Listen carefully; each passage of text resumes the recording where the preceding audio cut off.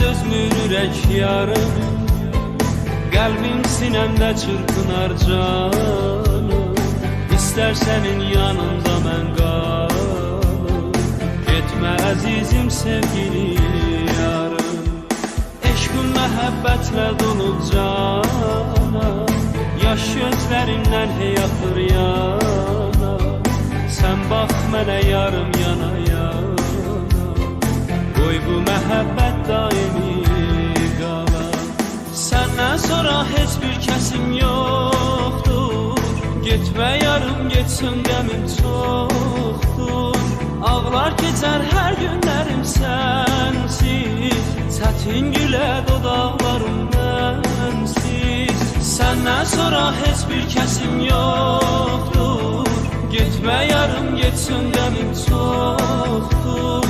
Ağlar keçər hər günlərim sənsiz, çətin gülə dodaqlarım mənsiz. Sən verdiyin güllər solub məndə, qəmli baxışlarım qaldı səndə. Gəl gəl yarım bir də gülüş gəlsin, mənə gülüş müjdəsini versin. Sənsizliyə dözmür ürək yarım, qəlbim sinəmdə çırpınar canım.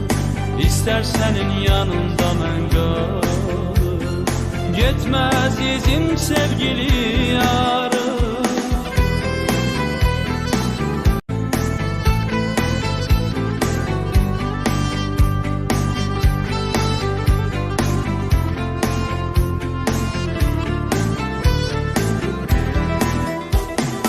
Yandım alışdım eşqüyə yarım, dərdə düşüb sənsiz mənim canım.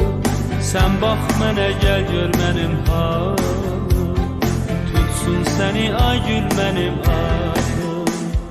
Getmə qərarım otlanıb yandan, özgə demə ağlar günə qallar.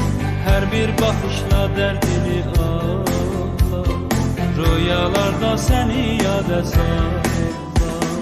Səndən sonra heç bir kəsim yoxdur, getmə yarım getsin qəmim çoxdur. Ağlar keçər hər günlərim sənsiz, çətin gülə dodaqlarım mənsiz.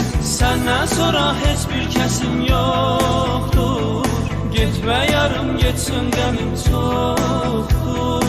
Ağlar keçər hər günlərim sənsiz, çətin gülə dodaqlarım mənsiz. Sən verdiyin güllər solub məndə, qəmli baxışlarım qaldı səndə.